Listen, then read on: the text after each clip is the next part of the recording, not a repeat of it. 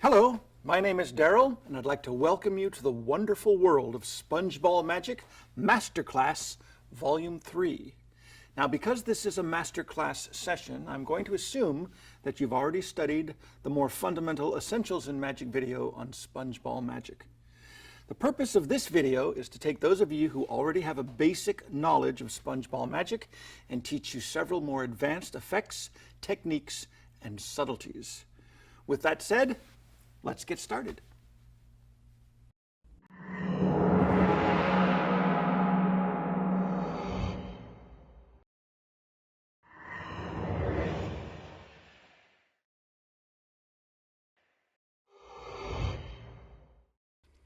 Here's a nice way to start a Spongeball routine. You just pick up a drinking straw from a table, and just like that, you get ball from straw.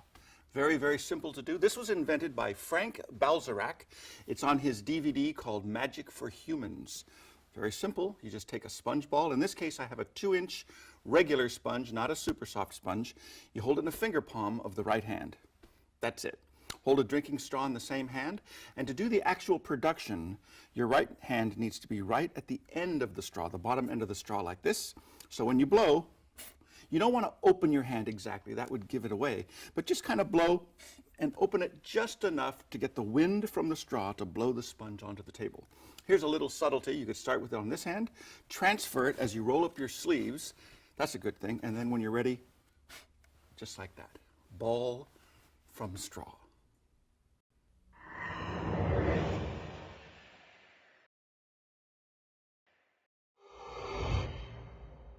Here's a little something called Florida Ice Cream Cone. It was by Dan Tong. It's one of the many wonderful methods for producing a sponge ball. Now, assuming you're working in a restaurant, you say, I need to borrow a bill, any kind of a bill. You borrow a 1 or a 5 or maybe even 100. You take the bill like this, you say, oh, that's perfect. All you're going to do is just roll it into a cone, do a little magic like this, and inside you find a sponge ball. Now, a nice thing about this is you leave the bill on the table, you do your magic, and at the end when you say goodbye, chances are pretty good they'll say, oh, just keep it. So here's what you do. You start with a 2-inch sponge ball, assuming that's the size you want to use, in your right coat pocket. You borrow the bill, but start by saying, I need to borrow something, and you just steal the ball right out of your pocket. So that's pretty simple. You say, I need something. Does anybody have a bill? And as soon as you get the bill, you take it with your left hand, palm upwards. Your right hand is just resting on the table. You transfer the bill to your other hand, covering up the sponge ball. Then you pinch the ball behind the bill like this, and you roll it by moving the top left-hand corner from your point of view downward, and you form a cone. Then you do a little bit of magic, and you show that inside of the cone, there's a sponge ball, and you're all ready to start your favorite sponge ball routine.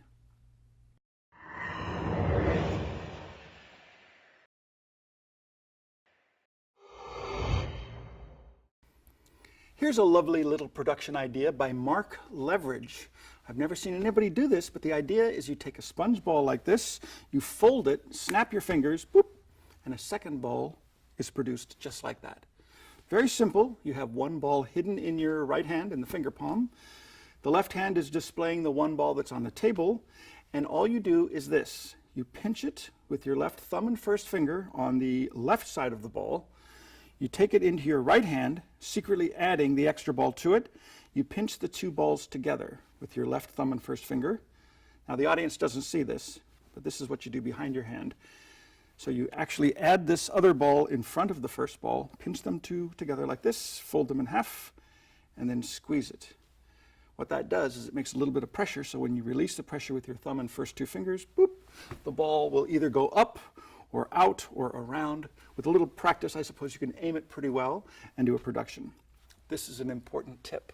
If you do this, make sure you use regular sponge balls and not the super duper super soft balls, and I'll show you why. These are the super soft balls, and they are so soft. It doesn't work. If you pinch two balls together like this with the super soft balls and you go like this, boop, it doesn't really spring. You really want it to spring, and yeah, that's just not going to make it.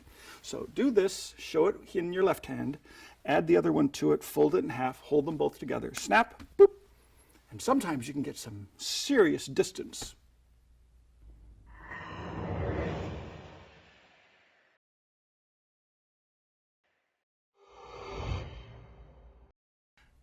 Now, I prefer sleight of hand methods for producing sponge balls, but if for any reason you prefer to use a prop, well, this is one of the best. Watch closely. An empty box, empty hands.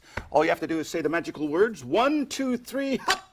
And there is the ball of mystery. This is a great prop. It's by Makami. It's called the sponge ball box. What it is it's got a little trapdoor like this. You see that trapdoor? You take a 1.5 inch ball. It's perfect size for this. You put it behind the little trapdoor, the flap. You close the flap or open it, depending on how you look at it. And the lid is designed so that if you put it on the proper way, it will keep that trapdoor hiding the sponge ball. The method is simplicity itself. You just hold the box, you lift up, and that will remove the lid, which will release the trapdoor. Now it makes a sound. So you can have the whole audience yell out, 1, 2, 3, go! Or you could use a cap gun or something. In fact, that's a great idea. So you put it in like this, you cover it like this. You could have a duplicate ball in there from the very beginning. Now, how's this for an idea? You come out, you show the ball, you take the ball out, you stuff it into the barrel of a cap gun or a bang gun or a blank gun, and that covers the noise, of course. You say 1, 2, 3, and as soon as you shoot, you lift this up, boom, there's the ball. So it looks like the ball started there, you made it vanish, and visibly it reappeared in the box. Now, John Mendoza, great magician, he has a wonderful idea. He does the sponge bunny rabbits, one of my personal favorite tricks. And what he does is he starts like this. He has 3 or maybe 4 little bunny rabbits, and he hides those in the trap door of the box like that. Then he takes the regular mama and papa rabbit and he puts them together inside like this. Now that sort of justifies why you have this prop. This is supposed to be like a pet carrier when you go on the airlines or something like that. So you say, this carries my little bunny rabbits. He pulls out mama and papa bunny rabbit. He does the whole little magic trick. And at the end of the mama and papa bunny rabbit routine, the spectator ends up with a whole handfuls of baby bunnies. Perfect. And then you say, oh, there's bunnies everywhere. They're multiplying like rabbits. And for the big finish, you go, oh, baby. And then you produce even more baby bunnies. So that's a nice touch you might want to add to your personal Papa Rabbit routine.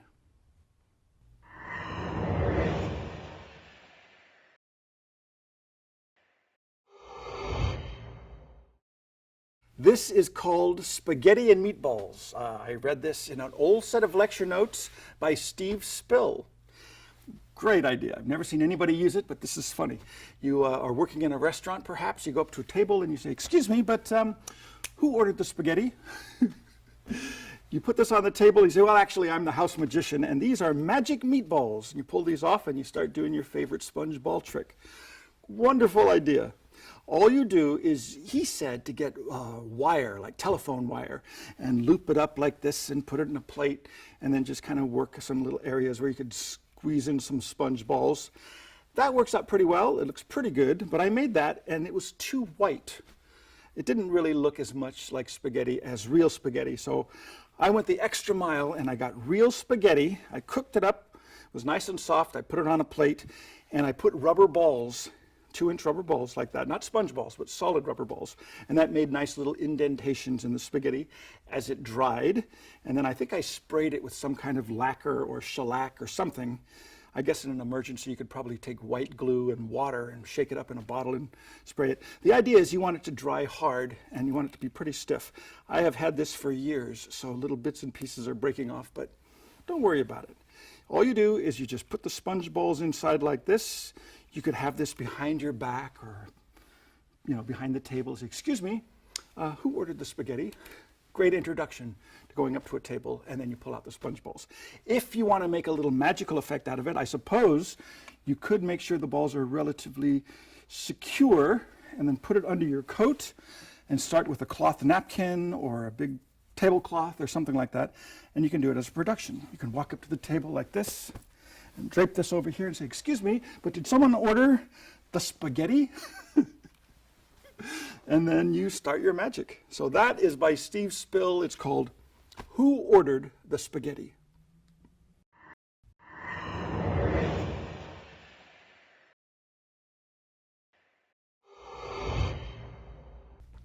Well, let's talk just a little bit about spectator interaction. Now, I realize I may be taking a huge risk here, but generally speaking, I think that your best common sense should be your guide. Above all else, be kind and courteous to your audience. I mean, really, is it necessary for me to say this? Do not insult your audience. Do not belittle or make fun or embarrass anyone in your audience. Be particularly courteous to audience members that help you. I mean, after all, they're leaving the comfort of their seat to come up and help you with your performance. The very least you can do is to thank them for their assistance and treat them with the utmost respect.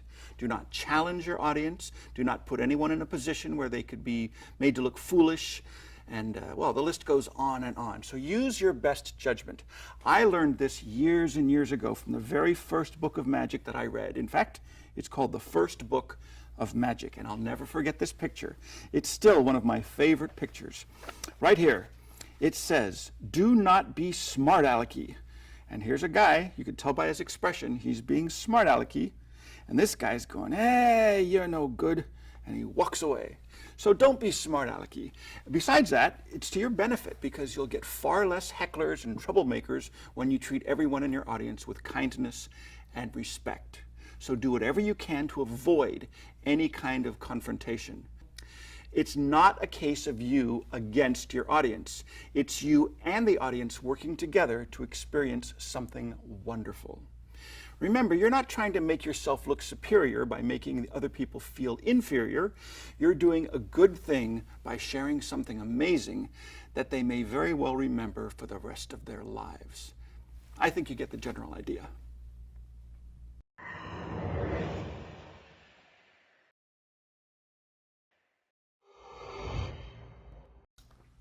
This is the Jack Channon production.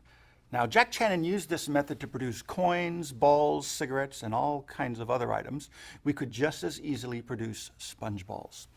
What you do is you show the scarf like this, empty on both sides. All you have to do is snap, oh, and the ball appears as if by magic.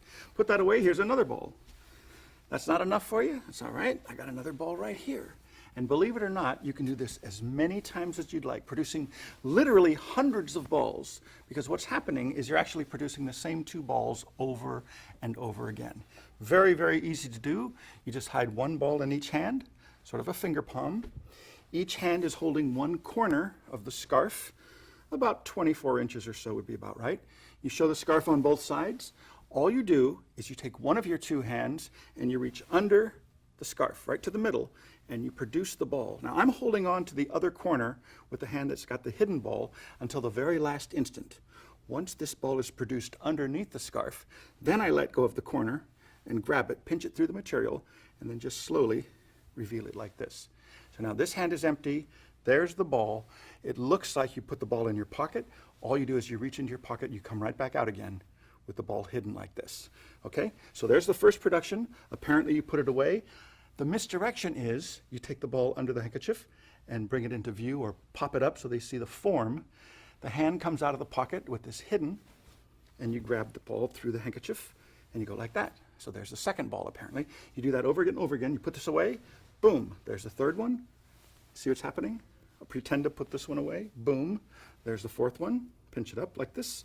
And you do this as many times as you like. And that's basically the Jack Channon production. Now, if you don't necessarily like the idea of having a ball hidden in each hand from the very beginning, here's a very small variation I came up with, and that is to have the two balls hidden in one hand. So at least one hand is completely empty, which is kind of nice. You can start like this, show both sides. What you do is you reach under the scarf with the hand that's got the two balls hidden inside like this. you produce one of the balls like that, then here's what you do. You just pinch it temporarily with your left hand, but only for a moment so that your right hand can come out from underneath and pinch it on the right side like that. Then what you have is one ball there and one ball there. And that puts you in the exact same position you were in with the original Jack Channon production. So then you pretend to put that away. Here's the second one. Here's the third one. You keep doing this over and over again. Okay? Another variation, which is a nice thing, on the Essentials in Magic video on sponge balls, I showed you a little something called the ball from nowhere, where you load something here in the crook of the arm. You could load two balls here. This is a great production method. That way you can start with both of your hands completely empty. You can show the scarf like this, pull up one sleeve, transfer the scarf to here, pull up the other sleeve, and that's when you make the steal of the two balls. Then you grab the scarf like this, show it on both sides, make one production of one ball under the middle, and remember, like before, you just temporarily hold it just so that you can re-grip it with the other hand and then show this. Now this hand's empty, this apparently goes away, boom. There's the second one, boom. There's a third one. Like I said, you can do this as many times as you want.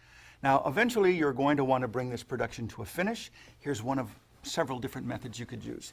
If you have several balls in your left coat pocket from the beginning and you're doing the Jack Channon production where you produce one ball, you pretend to put it in your pocket, produce another ball. You can keep doing this until you get to the point where one of the balls goes into the same pocket that has several balls hidden. So as apparently you put this one away, you produce another one here. I'm grabbing the entire load of balls. So you do this, the whole hand with the whole load comes out, grabs this, immediately it gets covered with the scarf, and you show this one. Then for your big finish, you could grab the entire load with your other hand through the scarf, turn the scarf over and produce these either one at a time, or you could just produce them all together like that. And that's a nice way to finish the sequence. There are many other methods. Here's another way. Let's say you put your pocket watch or anything that you want into that left pocket. You could still be doing the same Jack Channon production, but this time you do something a little bit different. I produce them one at a time and pretend to put them in the pocket. This one goes in the pocket, apparently. This one goes in the pocket. You keep doing this until you put this one away. I've just done a secret switch. So now I could produce this one, and the surprise is that's a blue ball. You say, a blue ball? Oh, that tells me it's time to stop. And you apparently don't have your watch. So you produce your watch.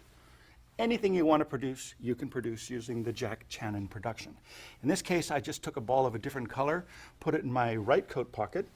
You take a wristwatch, for example, or anything else you want to produce, put that in your left coat pocket, and you're doing the standard Jack Channon production until you get to the point where you put this ball in this pocket, you leave the red ball behind, you secretly steal out the blue ball in this case, reach like this, produce this red ball. As you put this in this pocket, you leave the red ball behind, steal out the watch. As you produce the blue ball under here, do this, there's the blue ball. Oh, that tells me it's time to stop. You look at your watch, it's not there. That's because, as if by magic, it's over here. So that's another way to finish the routine. You're limited only by your imagination.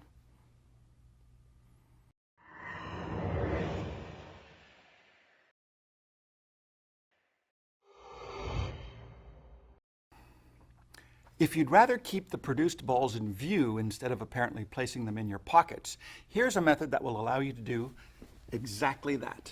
Same as before, you show the scarf, you reach underneath, and look, look, look, look, look, there's a ball. That's ball number 1. And here's ball number 2. Over here is where I have ball number 3. On the other side is where I keep ball number 4, ball number 5. You could do this as many as you want. I'm going to do, I don't know, say 10. That ought to get us started, just to give you the general idea. So you keep producing the balls, and every ball you produce remains in full view. The way this is done is simplicity itself. You hide all of the balls in your hands from the very beginning. Now in this case, if I want to produce 8 balls, I would put 4 balls in one hand. And because these are super soft, that's pretty easy to do. The other 4 ball goes in the other hand like this. So 4 and 4. Each hand is holding one corner of the scarf like this. Just like before, you show the scarf on both sides. You reach underneath, you produce one of the balls. Now, this is important. The hand has got a lot of stuff hidden inside, so you want that hand to be also holding something else. So I'm holding the corner of the scarf as I apparently make the first production. As soon as I let go of the corner, I grab the ball through the material. Flip this over. Now, there's a big load here, so I'm holding on to this, but as soon as I let go, I grab the ball. So I'm always holding on to something else. As soon as I drop the ball into the basket, I'm producing the next ball underneath the material. And as soon as I let go of the ball here into the basket, I pinch here and do the same move in reverse. So the rest of the balls are here. As soon as I let go of this, pick this up. See what's happening? You produce them one at a time, and the hand is always holding something else that's visible to the audience. That gives a very good effect. Okay, you keep doing this, of course, until you run out of balls. In this case, what did I have? 8? Yeah, that's number 7, and that's number 8. Voila.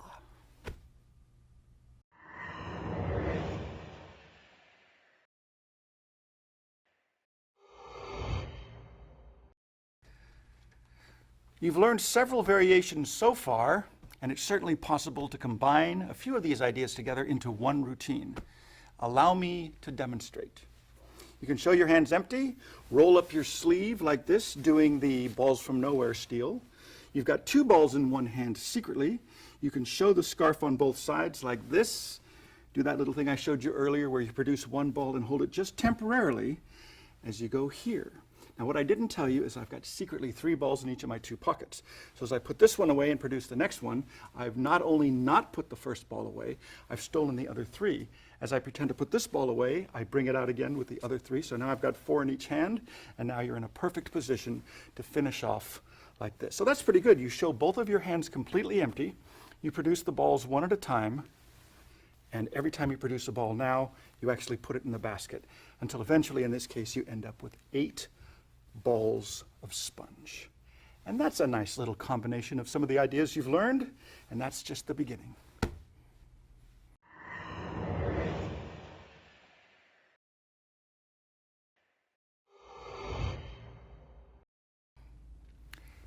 So to combine several of these ideas together, you can start with 3 balls in each of your 2 coat pockets, 2 balls in the ball from nowhere position, which is the crook of the arm. Fold a little material over like this. To justify having your arm bent like that, you could be holding one corner of the large scarf and your other hand is empty. So you start like this, hands are empty. Transfer the scarf, your left hand pulls up your right sleeve. Then you transfer the scarf back to the left hand. As the right hand pulls up the left sleeve, you make the steal of the 2 balls. So you've got 2. You would then immediately grab one corner of the scarf, take the opposite corner with the other hand, show it on both sides. Remember, your right hand now has 2 balls. That's the hand that goes under the middle. You bring one into view underneath the scarf, pinch it temporarily with your left thumb and forefinger. Your right hand comes out, regrips. Your left hand now reveals the ball. That's the first production. In the act of putting this ball away into your left coat pocket, actually you just palm it in your hand, and at the same time, under cover of the misdirection of producing the second ball, you steal the other 3. So now you've got a total of 4 balls in your left hand. Immediately pinch here, show the second ball. Now you do the exact same thing again. As you pretend to put this ball away, you palm it in your hand, and at the same time, reach for the other 3 as you produce this one. Remember, you've got 4 now, pinch here, and produce that one. Now you've got 4 balls in each hand. You're ready for your final sequence. One at a time, you just bring them into view and keep them in view by putting them in a basket or handing them to spectators, dropping them onto the floor, whatever you want. So when you finish, you've got all 8 balls, 1 scarf, 2 hands, and you walk away completely clean.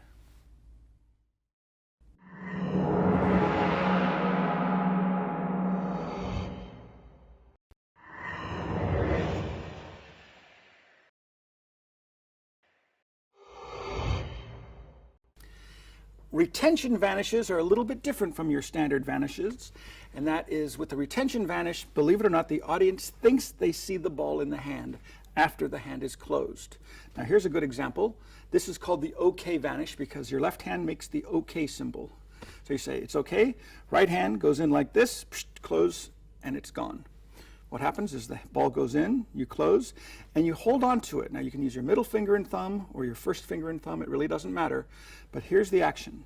You close your hand around it, the right hand moves forward and the back of the knuckle moves against the index finger knuckle, and you just pivot it and it pulls it right out. So I'm actually just pulling it right out like this. So that's exposed. It goes like this and pulls it out. But under cover of your hand, you pull it out, the audience can't see it. So that's what you do. You show this, you go like this, you go like this, and it's gone. Or you make the OK symbol, put it inside, close it, and it's gone. Another way to do it is palm upwards. You close it, boop, and it's gone. So that's all you do. You just close it, and you pivot your right hand forward, pulling the ball out and hiding it behind your hand, like that, okay? That is the OK vanish.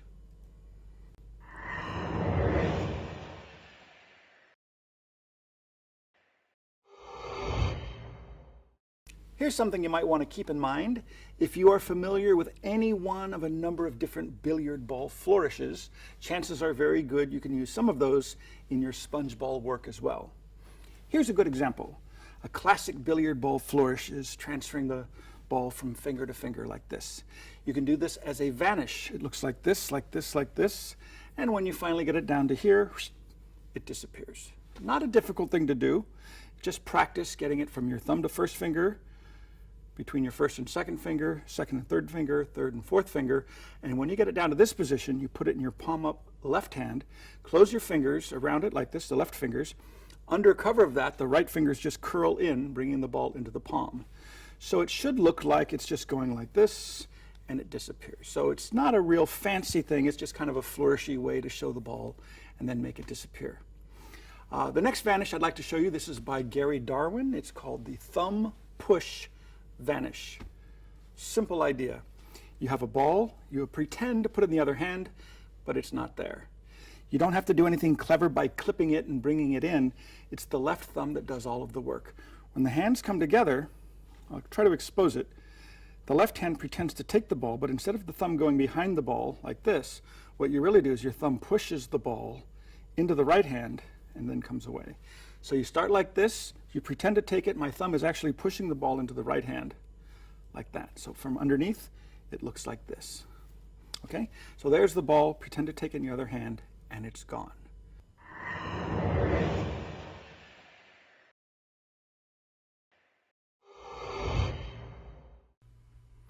Now here's an interesting thing. It's a vanish of the sponge ball, but it's not a false transfer. You take the ball, you actually place it in the hand, and it really does go in the hand. Then you say, well, sometimes I do this, people think I might be going to slip it up my sleeve, and then you show that it's vanished. Actually, what you do is it does go in the hand, you close your left hand around it, it's there. Secretly, you work it towards the heel of the hand like this. Now remember, your hand is palm down, so the audience doesn't know it's there. You point to the hand with your other hand, your right hand, and secretly underneath you extend your little finger, you clip that ball like that. Now the justification or the logic for doing that is to say something like, sometimes people think maybe I'll sneak the ball up my sleeve. That's when you steal it. But to make sure I don't do that, I'll pull my sleeve back like this. Another thing you could do is you could use a magic wand or a pencil or a chopstick or something to tap the hand and wave and then show that it's vanished.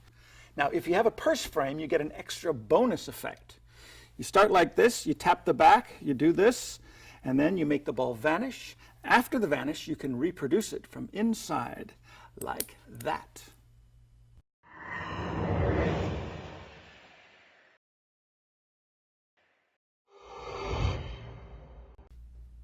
What not to do. This is tremendously valuable information. Basically, in a nutshell, don't do anything that looks unnatural or suspicious. In the words of Di Vernon, be natural. Now, even if your audience doesn't know what you did, they will suspect that you did something tricky if you did anything unnatural. Remember, there's a big difference between not knowing how you did something and knowing that what you did could not be done. That's what makes it look like magic. Also remember not to confuse your audience. Once again, Di Vernon, he was famous for saying, confusion is not magic. Your audience should have no doubt that what they believe they saw is absolutely impossible. That's crystal clear. That's what makes it look like real magic.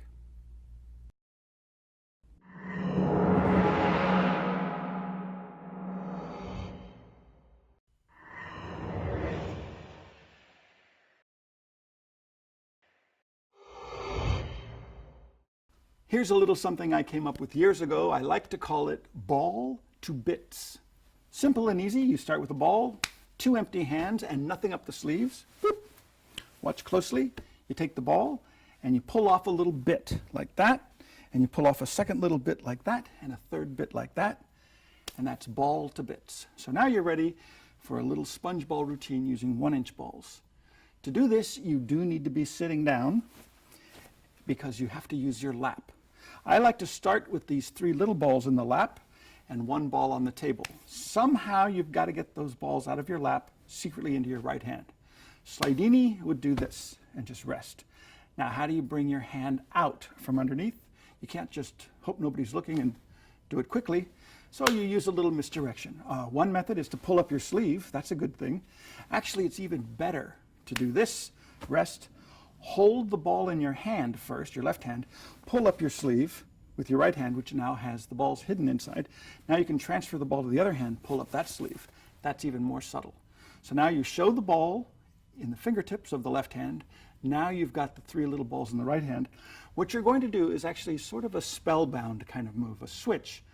You're going to pretend to pull off 1 bit from the 2-inch ball, but what you really do is you completely switch the contents of each hand.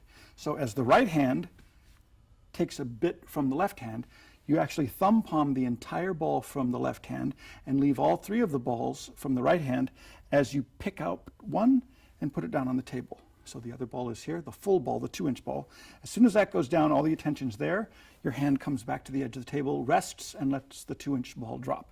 So it looks like you pull off the first piece, you come back, pull off the second piece, and the third piece, and that's a quick little easy way to change 1 2-inch ball magically into 3 1-inch balls. Ball to bits.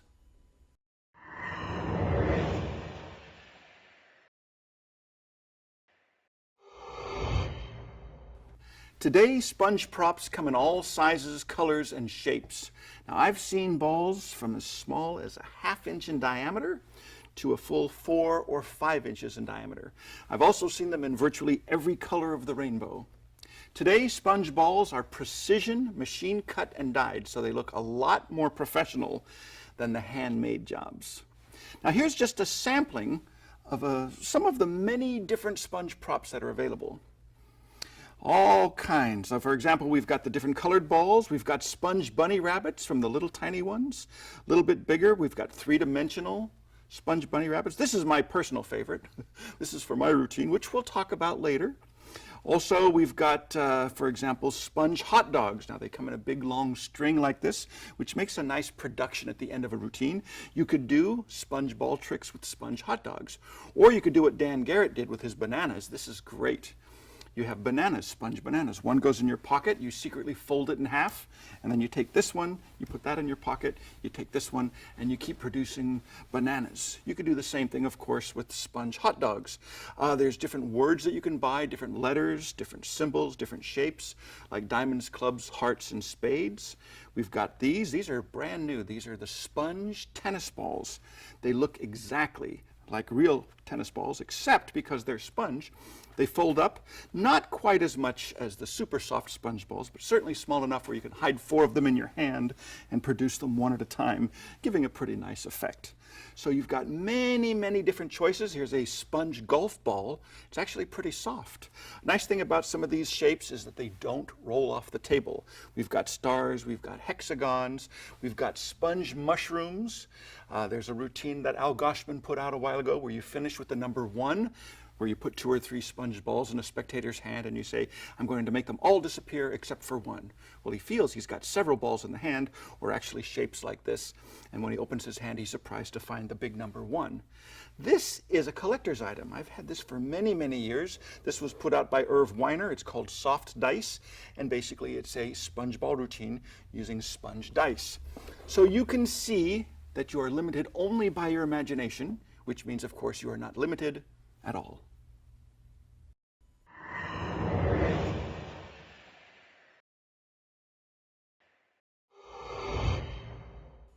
This is Flight of the Sponge Ball by Gary Darwin. Start clean enough. It's just a little mystery with the sponge ball, 2 hands, and the idea is to pull up the sleeves and to make the ball jump from one hand to the other. Watch closely, just a little magic. It jumps from here to here. That's it. Quick and easy. You use 2 sponge balls and a thumb tip. This is a nice way to vanish a sponge ball. So you start with the thumb tip in your left coat pocket, 2 sponge balls, and for this one I like to use the 1.5 inch size. They go in the right pocket.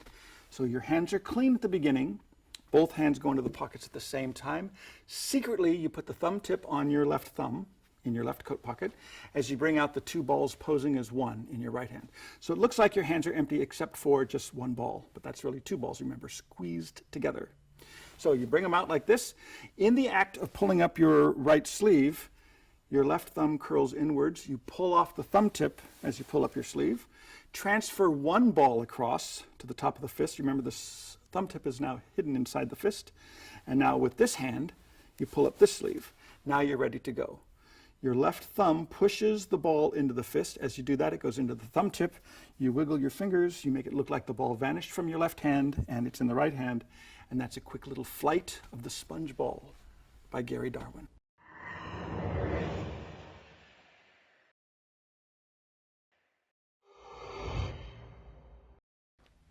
Big Ball and Little Ball by Laurie Ireland. Very simple trick, just 2 balls, a little ball and a big ball. Hence the name. The little ball goes here, the big ball goes here, a little rub, and a transposition takes place. You have the little ball here. In this hand, it looks like the little ball, but if I pull it out a little bit more, you'll see it is actually the big ball. There you go. Pretty simple. 1 simple false transfer and then a secret loading technique. Any false transfer will work. I just do the simple version. So you pretend to put the little ball into the left hand. Actually, the little ball is secretly in the right hand. When you pick up the big ball, a nice touch that you could use, and Laurie Ireland used to do this, is he would cover the little ball with the big ball, so it looks very convincing. Of course, it's not so good from the side angles, so you need to be aware. But you can show the big ball here. As you close the big ball into the right hand, you just thumb palm it, and you work the little ball to the tips of the fingers like this. So you say you're making them change places. As you place the little ball down on the table, remember you've got the big ball now thumb palmed. What you do is as you curl your fingers inwards, you secretly clip the ball like this. And here's the loading technique. So that's secretly hidden here. You point your finger into the fist like this, and you secretly load it in. You just extend your fingers like this. So it's this. You load it in, and then you pull a little bit out from the top so it looks like the little ball. Then you pull it out a little bit more, and then finally you show it's actually the big ball. So once again, here's the load. It's here. You poke your finger here. Oh, here's a little tip. Don't poke your finger above your thumb like this. Move your thumb to here, poke the finger in underneath the thumb. That gives you plenty of room to extend those fingers, secretly load the ball inside. So it's like this, and then it pretends like you're pulling it out a little bit at a time, and there it is. Another technique for loading the ball. This is a very good technique by Milton Court. What he does is he has the ball in a thumb palm position. This hand is closed. He taps the back of the hand like this. Well, let me show it to you first. It looks like this, and there it is. So this hand is empty. You rub the back, you say, and inside is the ball. So you do the same move exactly. You start with a false transfer. You do this if you want to show that. You thumb palm this ball. You say they change places. Boom. There's the transposition. That's there. This is here. So the loading technique is it's thumb palmed. The left hand is closed. You've already put the small ball down, so the audience doesn't know you've got a ball secretly hidden inside. You put your fingertips on the back of the left hand. What's going to happen is the left hand is going to turn palm upwards. The right hand is going to turn palm upwards as well at the same time. They stay together, so they sort of pivot palm upwards together. And as the left hand turns palm up, secretly the thumb palmed ball gets loaded inside like this. With a little bit of practice, you can do that load pretty quickly. So it's like this, and it's like this. So once again, like this, and you have a transposition. So you say the little ball goes here, the big ball goes there, a little magic, they change places, that's there, and this is here. Now, if you want to use something other than 2 sponge balls, you could just as easily use, oh, in fact, this would be great. A big sponge ball and a smaller, different colored star, for example. Same technique exactly, except you probably wouldn't use this show. You just do a false transfer here, pick this up, thumb palm it, that goes down, this goes here, and they've changed places. So that's called Big Ball and Little Ball by Laurie Ireland.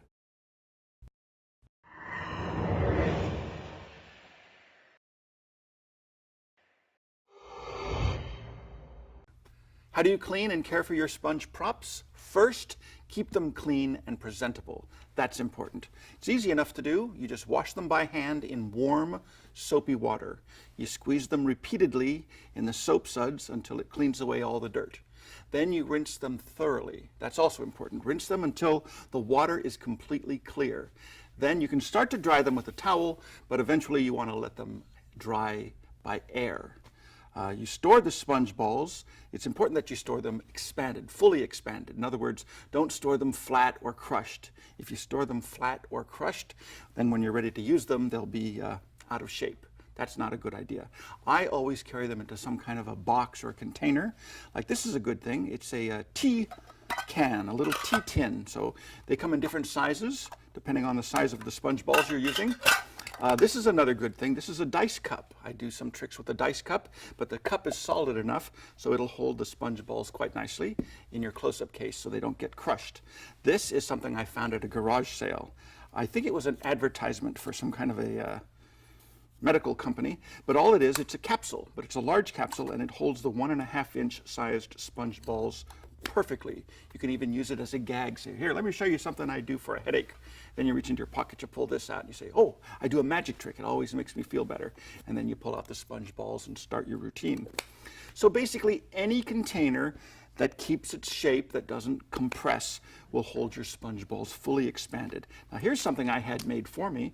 It's a little dice cup, but the ends come off, which is kind of nice. So you can also use this for the cylinder and coins routine, but also you can hold a small set of sponge balls inside, and that keeps them fully expanded. So these are just a few ideas. Once again, use your imagination and see what you can find.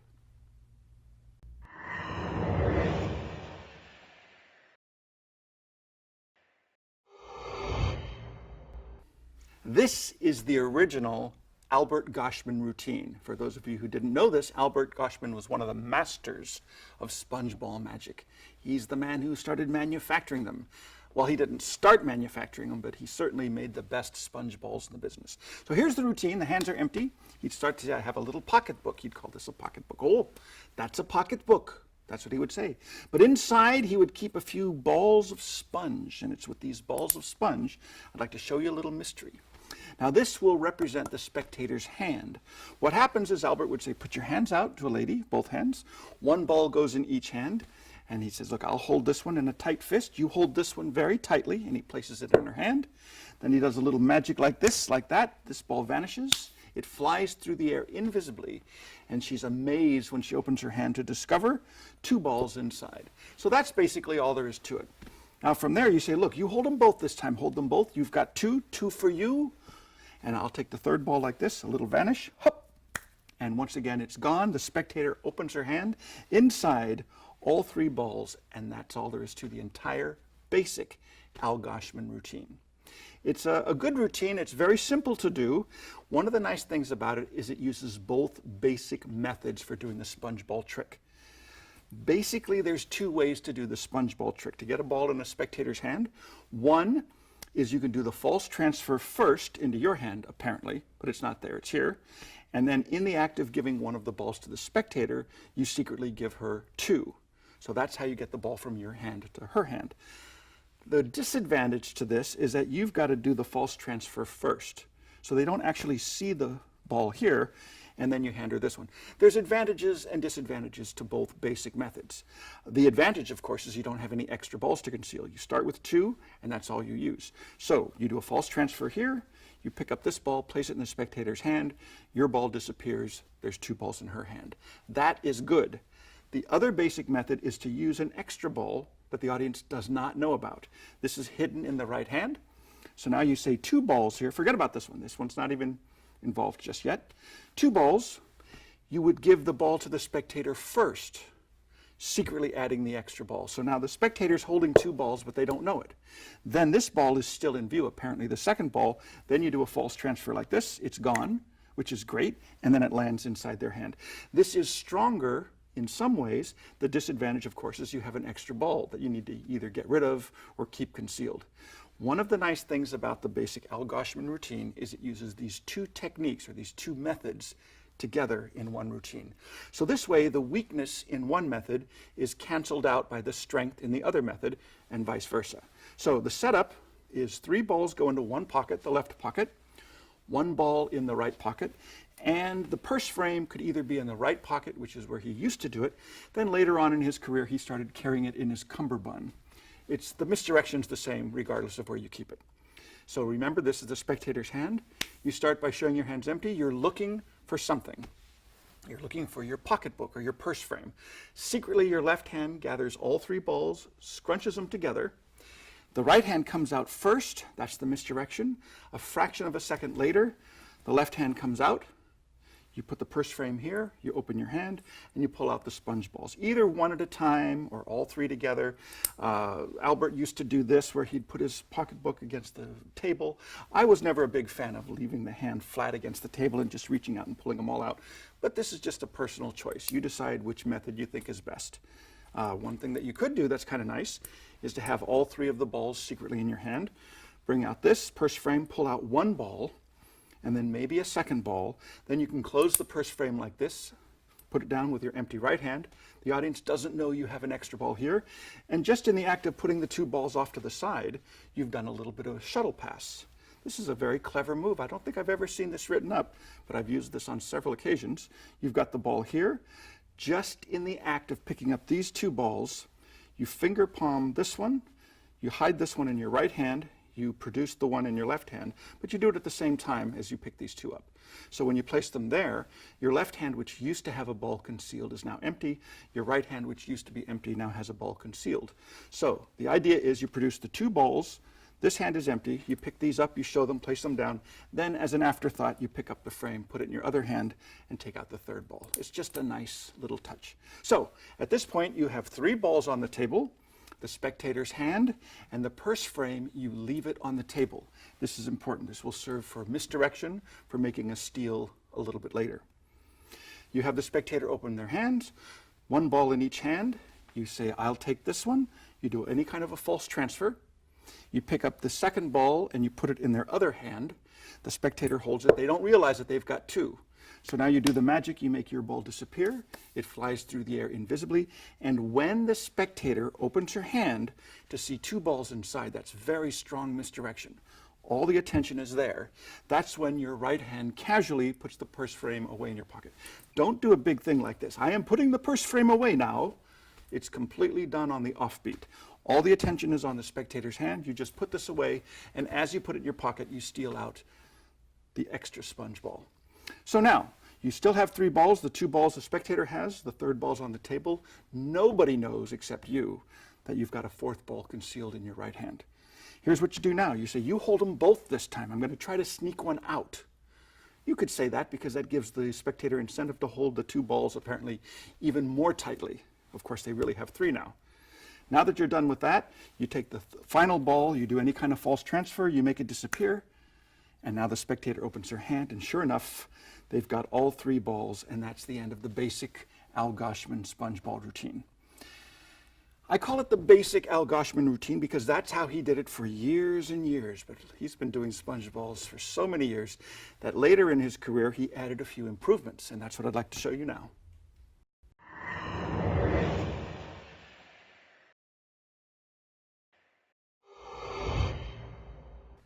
So this is the improved version of the Albert Goshman routine. It's basically the same effect, the same sequence of events. The major difference is, or the only difference, is it's more subtle because it uses 3 different colored balls and 3 different sizes. That's a good idea. So the setup is exactly the same. What you do need to remember is that whatever your middle-sized ball is, whatever color it is, that's the duplicate. So you have 1 of each. In this case, a 1-inch red, a 2-inch blue, a 3-inch yellow. They all go together in your left pocket. The purse frame goes in the right pocket, and the duplicate of the middle-sized ball goes into the right pocket as well. So you start exactly the same. Your hands are empty. You're looking for something. Both hands go into the pockets at the same time.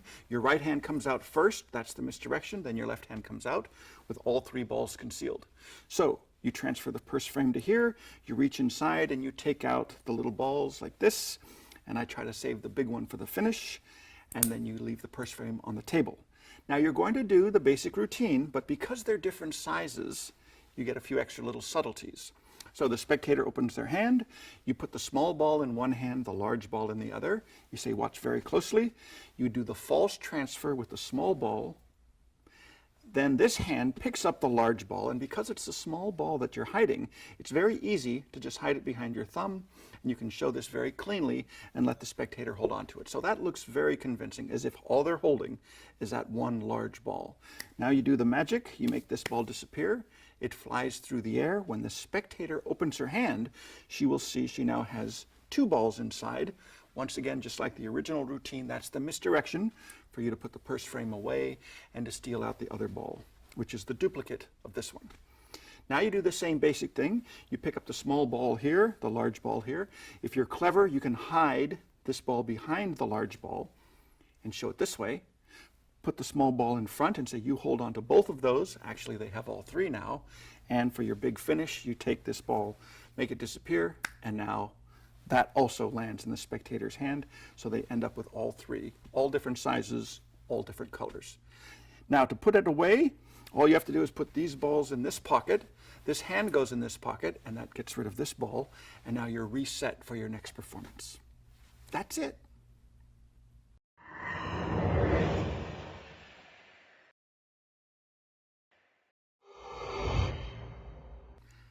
This routine is called Where Did All of the Sponge Balls Come From? It's by John Jensen, and it's from his book Professional Sponge Ball Magic Tricks Volume 2. The setup is simple, the routine is direct, right to the point, and it's always ready to go. All you do is you reach into your pocket, you pull out a couple of little balls, in this case little 1-inch balls. You can have them examined if you'd like. And then when you start the routine, you say one goes in this hand, one goes over here. You hand it to the spectator. They hold it tightly. You make your ball vanish. It flies through the air invisibly. The spectator looks inside, and sure enough, they have both balls, and that's it. No, that's not the end of the routine. You say, let's try it again. Let's try it again. You hold this one very tightly, but this time to make it more difficult, I'll put this ball in my pocket. Make the ball fly from my pocket all the way to your hand. The spectator opens their hand, and now they've got two. That's a pretty good trick. But then you say, sometimes I do this. People think maybe you and I are working in cahoots. We're working as a team. It works with anybody. How about you, sir? You hand the balls to somebody else. They hold them tightly. You do the magic this time. You say, oh, did I give you both balls? Big mistake, because one's a male, one's a female, and you know what happens when they get together? They open up their hand and ho-ho! They have a whole family of balls of sponge. Another nice thing about this, you get the surprise finish, but also when you're done, you just gather them all up, you put them in your right trousers pocket or your coat pocket, and you're reset automatically. Very simple. So like I say, the setup is you just carry a whole bunch of small little sponge balls in your right pocket. You could work out of your coat pocket, but I would rather save my coat pockets for routines that really require coat pockets. For this, you just put them in your trousers pocket. You reach in, you pull out two, you lay them down on the table, and you're ready to start. You can have them examined if you wish, that's up to you. But when you're ready to start the actual magic routine, you do your favorite false transfer. So it's really here, they think it's there. You pick up this ball, squeeze the two together, let the spectator hold it very tightly. You do your magic, it disappears, it flies through the air in the spectator's hand. And just like several other routines of this type, when the spectator opens their hand and they find two balls inside, that's the misdirection. I just step back a little bit, both hands go in the pockets casually, and I steal one more ball. So I've got an extra ball, a third ball. Okay, so all the attention is there. Now you come back into frame. You say, here, we'll try it again. You hold this one. Now that you're using the other method, where you're giving the spectator two balls, you say, this one, to make it more difficult, I will place it in my pocket. So apparently you're going to make the ball vanish from your pocket, fly through the air, and land in the spectator's hand. While you're doing that, secretly in your pocket, you're grabbing a whole handful of the little sponge balls. You don't have to grab each and every one. You don't want to waste your time trying to get them all. Just grab a handful, say it's done, open your hand. As soon as the spectator opens their hand, they've got two balls. That's another big surprise. Your hand casually comes out of your pocket, but this time with a whole load. Okay? Now you say, well, sometimes I do this and people might think you and I are working together, but I could do this with anybody. How about you, sir? Now you find a second spectator, a different spectator, and you say you hold on to both of them, squeeze them as tightly as you can, hand them to the spectator, say hold on very tightly. I'm going to try to sneak one away. Once again, that's good psychology to use here. You say if I sneak one away, they have incentive to hold it even more tightly. So you do the magic, you say, wait a minute, did I give you both? Oh, big mistake. Because one's a male, one's a female, and when they get together, they end up with a whole family. The spectator looks inside, and sure enough, they've got a whole family of sponge balls. And that is a great surprise finish in the spectator's hand. Like I said before, when you're completely finished, you gather them all up, place them back in your pocket, and you're automatically reset to go to the next table and do the whole routine over again.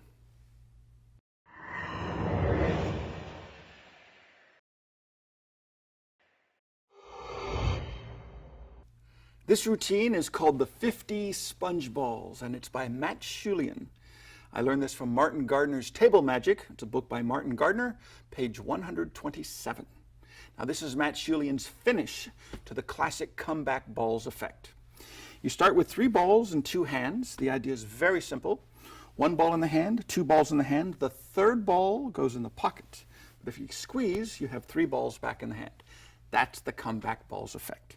You do it again. Ball number 1, ball number 2 goes in the hand, ball number 3 goes in the pocket, but if I squeeze, boom, the 3 balls return, like that. Now I always place the balls in my left hand. If you try it with the right hand, ball number 1, ball number 2, and ball number 3 goes in the other pocket, you squeeze, you end up with a lot of balls. Lots and lots of balls. Now you can have up to 50. In fact, what I do is I put about 30 or 40 in one pocket, 30 or 40 in the other pocket, and I just grab as many as I can. Let me show you what you do. You start with about, like I say, 30 or 40 in each pocket. Both hands go into the pockets at the same time. I try to finger palm 1 in the right hand, and then I get 1 visibly, and the left hand pulls out 2 balls. So this is how you reach into your pockets and you pull out 3 balls, like that. Secretly, you have an extra one here. I think that's a little bit easier than trying to do it this way. One that I finger palm, then I grab 1, a second one, and a third one, and then you bring them out with 1 hand and you put them down with 1 hand, hoping to keep 1 concealed. It's just easier to use 2 pockets, 2 hands, grab 1 in a finger palm, grab 1 visibly, and go down like this. Okay, so you have 3 balls on the table. Unbeknownst to the audience, you have an extra one concealed. You pick up ball number 1, squeeze the 2 together, place it in your left hand. Pick up ball number 2, place it in your left hand. Pick up ball number 3, pretend to put it in your pocket, but you keep it in your right hand. So as soon as your hand goes in your pocket, you do your magic and you show you've got 3 balls there. That's the misdirection for casually bringing this hand out of your pocket. So you're ready to repeat the trick. So many ways to do this trick, it's ridiculous. If you want to do this move a row kind of utility switch, you can do that. So you show 3, you can just pick up all 3 and put them over there. That's a way of secretly transferring the hidden ball from one hand to the other. I like this technique. I think this is good. In this case, all you do is you finger palm the ball that's on the far left with your left hand as you produce the ball from your right hand, and you pick up the whole row and you move it like that. So you need to somehow get the extra ball into your left hand. And that's just one of the many ways to do it. If you do it this way, a nice touch is you can show the balls very cleanly, put it on top of the fist and poke it in with your finger. That's number 1, that's number 2, ball number 3 goes into the pocket. You can do this many, many times, but 2 or 3 times is plenty. As you put the ball in your pocket, grab as many as you can. The misdirection, as soon as that goes down, your hand comes out, but now you've got a big load of balls like this. Now, you change hands. That's what makes this so easy to do. You take ball number 1, place it on top of your fist. Now your right hand has to be closed because it's holding a big old bunch of balls. So you make advantage of that. You take advantage, you put this here, poke it in top. You take the second one, poke that in the top like this. The third one you put into your left pocket. Now here's a little extra bonus. If you have a lot of balls in your left pocket as well as your right pocket, when you put this one away, grab as many as you can with your left hand now, and for your big finish, you show all of these balls here, and then this hand comes out with another big load of balls, and you can kind of spread them out on the table and have now twice as many balls, and that is a big finish. A couple of tips on this. The second phase, you don't have to do it in your hand. You can actually have the second phase take place in the spectator's hand. That's a good idea. It's even stronger misdirection.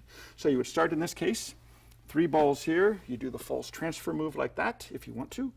Say ball number 1 goes in my fist, ball number 2 goes in the fist, ball number 3 goes in the pocket, a little magic, and there's 3 balls. So that's the first time. in your hand. Second time, you do it in the spectator's hand. You say, let's do it again. This time you take 2 balls. You're actually giving the spectator 3 balls. They don't know that. You take the 3rd ball, put it in your pocket. You say, I snap my fingers. Take a look in your hand. When the spectator opens their hand, that's even stronger misdirection for your right hand to come out with the load of small balls. And then you finish as before. You say 1 goes here, number 2 goes here, this one goes in this pocket. If I squeeze, boom, there's all these balls here. In fact, boy, that must be, what, 50, 60, 70, 80 balls of sponge for your entertainment pleasure. One more little tip, you don't have to grab all of the balls in your pocket. Just grab as many as you can, as quickly as you can. That's the important thing. If you, for some reason, you don't want to finish with a bunch of small balls, you can just as easily steal a big jumbo ball. So the effect in this case would be all of the balls melt together into one big giant ball. And that's how you would finish the routine.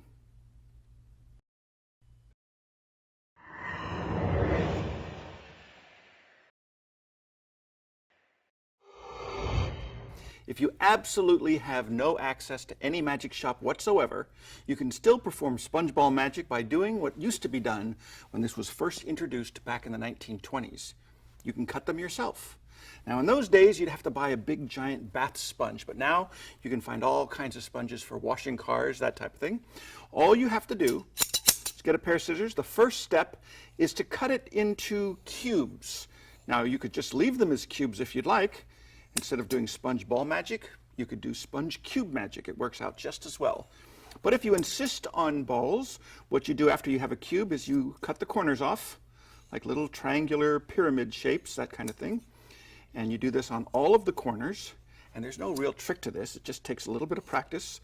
And most importantly, it takes patience. You just keep rounding off the corners, and then you cut little circles like this.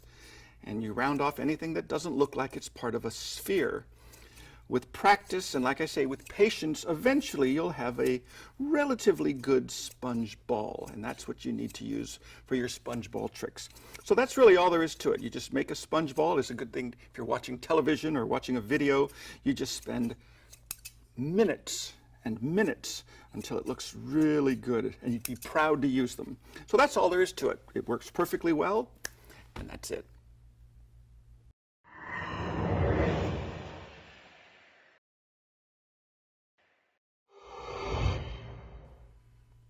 Papa Rabbit hits the big time. It's a wonderful little sponge bunny rabbit routine by Daryl. It works wonderfully well, particularly for non-magician audiences. Let's take a look. As you well know, some magicians produce birds, some magicians produce rabbits. I give you a choice. I do. What would you rather see, a bird or a rabbit? A rabbit. A rabbit. Watch. I already got a bird. Yeah. I rub the hands together. Look. What'd you say, a bird? Oh, no. A rabbit. It's not too late to change your mind. Wait. A rabbit. Ladies and gentlemen, a little rabbit. Isn't that the cute? Oh! Now you might have wondered, what would I do if you would have said bird? Not what you're thinking. I would have gone like this, ladies and gentlemen, a little bird. Isn't that the cutest thing you ever... Oh! So we have a little bird, a little rabbit, 2 empty hands, nothing up the sleeves. Now, as you all know, birds fly, whereas rabbits don't. Oh, yeah, they hop, yeah. Watch, the bird goes here, the rabbit here, a little shake. The bird flies invisibly over to here. The rabbit hops across to here. Now I've got the rabbit over here, the bird here. Ladies and gentlemen, isn't magic wonderful? Yeah. All right. That's a good deal. Oh, sorry. That's a good deal. I mean, that's great. Oh. It's good to, oh, shit. Sorry. Sorry. All right. Wait. We'll start again. Wait. Yeah. Fooled you the first time. All right. It's okay. By the way, this little hokey thing does not denote the quality of the magic to come. It's a simple trick. That's cute, though. Yeah, I agree. You hold them this way, they look like little bunny rabbits. You turn them this way, and like that, they look like little birds. Wow. But for the rest of the demonstration, we'll call them little rabbits. They look the same, however. They're like this. They're different. Very important difference. One is a lady rabbit, and one's the gentleman rabbit.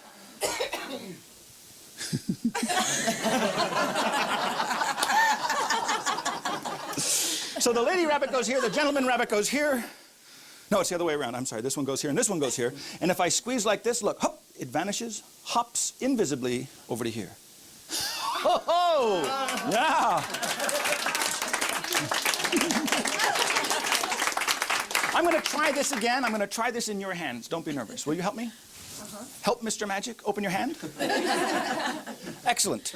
I'd like you to hold on to one of the two bunny rabbits, but you have a choice. You can hold on to the lady rabbit or the little gentleman rabbit. I want the lady. Wise choice. My personal favorite as well. Hold on to the lady rabbit and a tight fist squeeze her. Show her no mercy. Turn your hand over. Perfect. You've got the lady rabbit. I have the man rabbit. But I've got the magic power. The magic power of damnation. Watch. Go like this. Like that. Did you feel the magic? All right. Excellent. Which one did I give you? The lady or the gentleman rabbit? The lady. The lady rabbit. Turn your hand over. Open your hand. Take a look. Ladies and gentlemen, you now have the gentleman rabbit. I've got the lady. They've changed places. It's a beautiful, beautiful thing. Beautiful.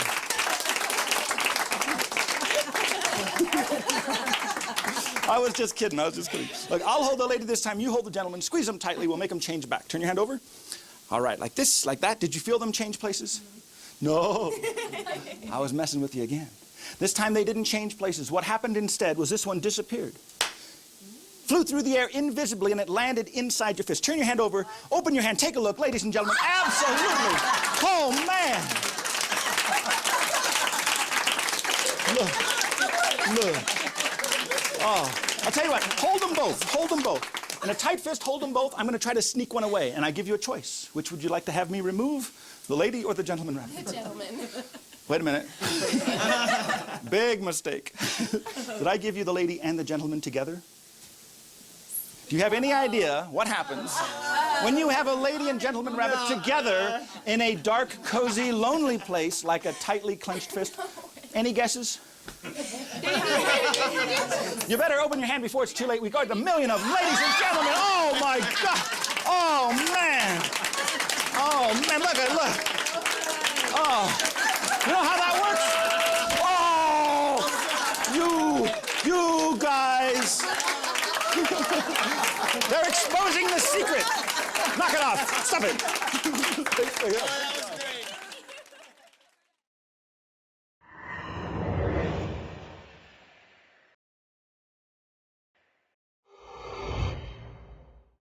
The setup for this is quite simple. You need a set of professionally produced bunny rabbits. These are actually better than the ones I was using years ago. These are die cut. They've got little bunnies on one side and even better artwork for the birds on the other side. So this is the old rabbit duck trick, where it looks like a bunny rabbit one way, it looks like a bird the other way, but it's made even stronger with the artwork. So you get a set of these professional Papa Rabbit hits the big time bunny rabbits, and you prepare as follows. The bunny rabbits could be in your right coat pocket or your right trousers pocket, wherever you can get to them quickly and easily. These rabbits, you have one turned one way, one turned the other way, and both of them are placed in the old ball from nowhere position, like that. Now you have the bowl, which is going to act as the spectator's hand. Of course, that's not part of the regular routine, but I'll just use it for explanation purposes. So your hands are empty. You say some magicians produce rabbits, some produce birds. As you pull up your sleeves, of course, you make the steal. I give you a choice. What would you rather see, a rabbit or a bird? Whatever the audience says, you bring your hands together, you rub them together like this, and you say a rabbit, sure enough, and you show one of the two sponges as the animal that they select, in this case, the rabbit. You say, well, if you would have said bird, I simply would have rubbed my hands the other way, and I would have magically produced a bird. Now you show the second sponge as the other animal. That's it. Now this is important.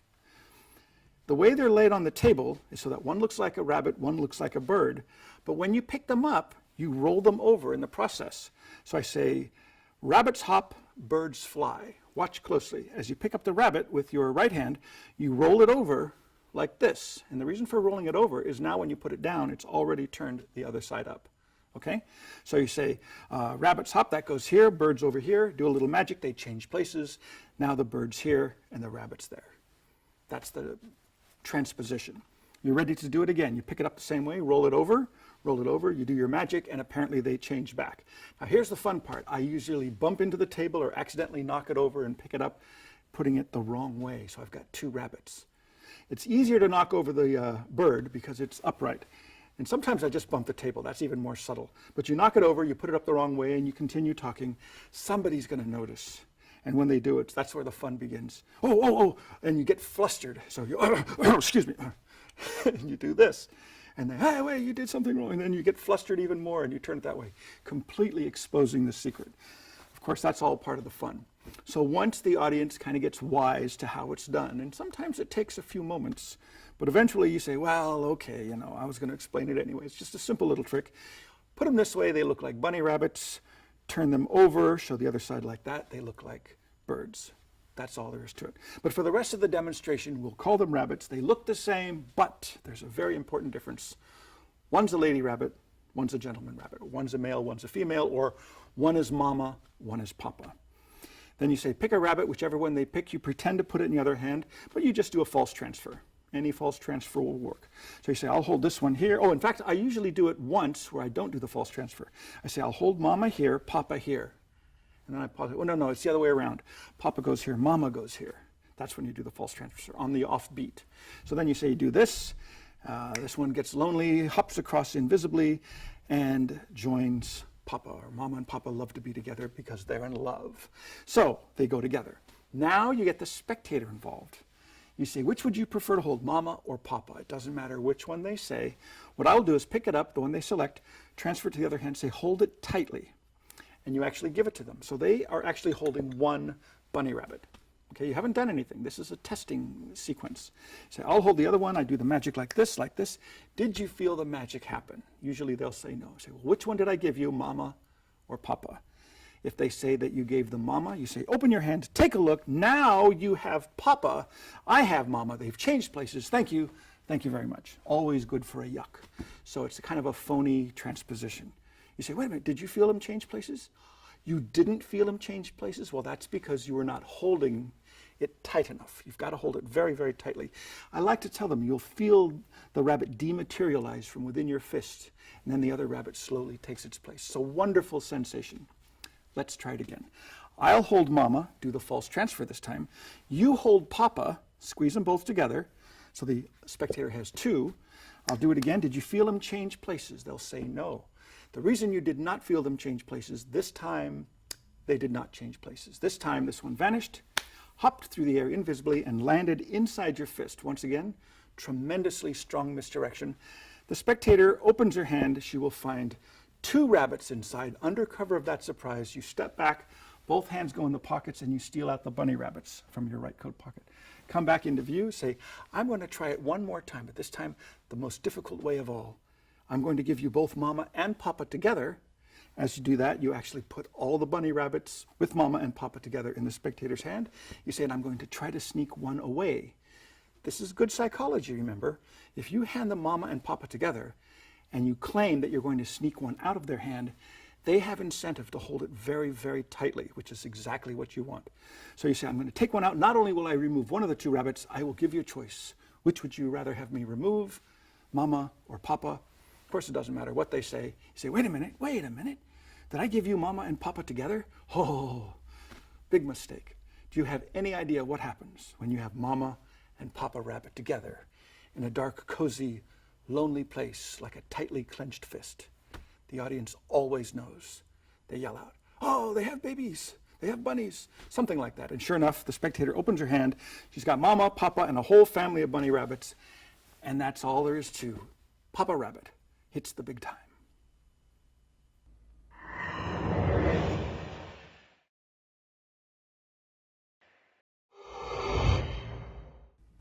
And now it is time for the world-famous Benson bowl routine. Now for this routine, you use just 3 sponge balls, a bowl, an ordinary bowl, and a magic wand. Now here's what happens. The magic wand goes here, the bowl goes here. You take the first ball like this, tap the hand, tap the bowl. An amazing thing happens. The ball goes underneath the... It needs work. Oh, still here. I'll try it again. Squeeze it, tap here, tap there. That makes the ball vanish. It flies through the air invisibly, and it lands underneath. Oh, sorry. Wait a minute. What's this? Hey, I'm up to my neck in sponges. Well, this is what it's supposed to look like when it works, okay? So that's the idea. I always have trouble with the first one. Let's try it with number 2 instead. Ball number 2 goes here, tap there, it vanishes. Yeah, that's more like it. From here over to here, 2 balls. 2 balls down, 1 more to go. The third one, my personal favorite, goes here, tap there, it vanishes from here, flies through the air invisibly, and it joins its friends over there. Now for the big Super Socko finish, you say this one we don't need, this one hold on to it in a tight fist, and the spectator holds this in a tight fist. They don't realize they have 2. You take this one, you make it vanish, it flies through the air invisibly, it lands in the spectator's hand. They've got 2, and that's the big finish to the Benson Bowl routine. Now I didn't know this until I was doing the research for this video, that the original Benson Bowl routine did not have a big load at the end. That was added later by, I think it was Don Allen. The original routine just used 4 balls. 1 was either put under the lapel, because Roy Benson used to do this sitting on the floor cross-legged. If you don't have lapels, the angles aren't quite as good with the lapels. I use either the back of the neck, which is like the collar. You wedge the ball between your neck and the collar of your shirt, or you can put it between the buttons of your shirt underneath your tie. Just have it someplace where you can get to it quickly with your left hand. So we'll use back here for now. The 3 balls here. The bowl is empty, it's ordinary, that goes there. The wand goes under the left arm, pointing downwards. Now this original sequence is actually pretty good. I didn't realize this until, like I said, I was doing the research, I read it, and there were some little subtleties that I had no idea even existed. You start with the hands empty, turn the bowl mouth downwards, take the first ball, you place it in the hand, but you really do place it in the hand. It really goes in there. You tap the hand, you tap the bowl. You say it's going to vanish from the hand, land underneath the bowl. You lift up the bowl, and it's not there. And then you turn the bowl this way, it's not there. When you lay the bowl back, mouth down onto the table, you do a suspicious action. The reason for that, it's all misdirection. It is as if you didn't really put the ball there. You did a fake move, and then you show it's not there, and then now you're loading it. But all of this is misdirection. So you actually put the ball there, you tap here, you tap there, you show the ball, it's not there, you make a suspicious move as you put it down, then you show it's still here. So the audience doesn't expect that at all. They think that it's over there. Then you say, oh, well, I always have trouble with the first one. Now you do the fake move. You do the Benson Bowl retention vanish, like this, boop, that. Now you show the vanish first, as if it flew through the air, landed under the bowl. You lift up the bowl. It's not there. It's gone, but at least it vanished. Now you say, oh, I'm up to my neck in sponges, and you produce this. That's how you introduce the 4th ball, because remember, the other one's here. So that's how you get 1 step ahead. That's a very clever idea. You put this down, you show this, you say, oh, by the way, that's what it should have looked like if I would have done it properly. Remember, the extra ball is here, inside. You showed this there, so the audience sees only 1 ball inside.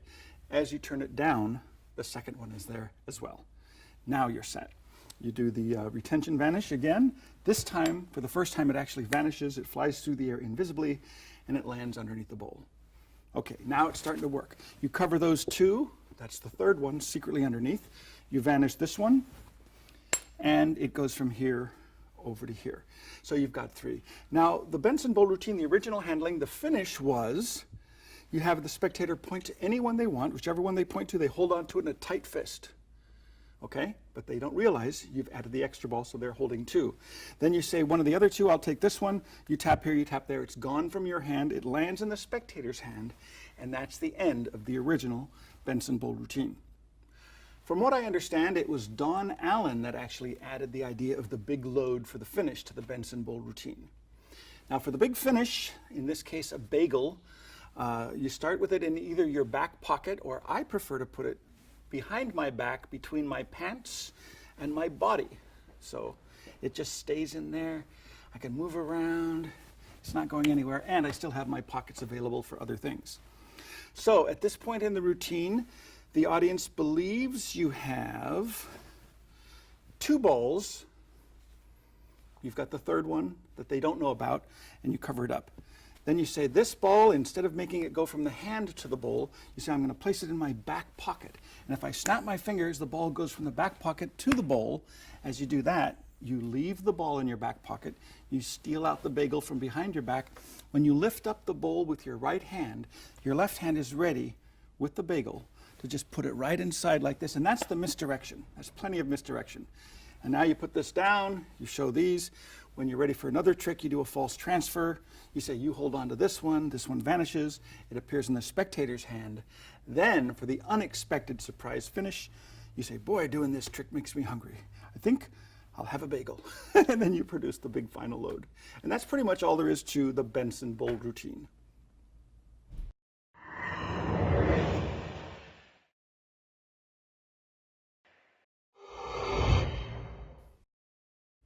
Well, there you have a lot of great sponge ball magic to practice and perfect. If you liked what you've learned, remember, we have additional masterclass titles on this subject as well. You have just learned several of our valuable secrets, but remember, this is just the very first step. The rest is up to you. Go out and practice until you can perform these techniques flawlessly and without having to think about what you're doing. Remember, with a thorough understanding of the principles involved and with proper practice, even the simplest tricks could look like real magic. Good luck.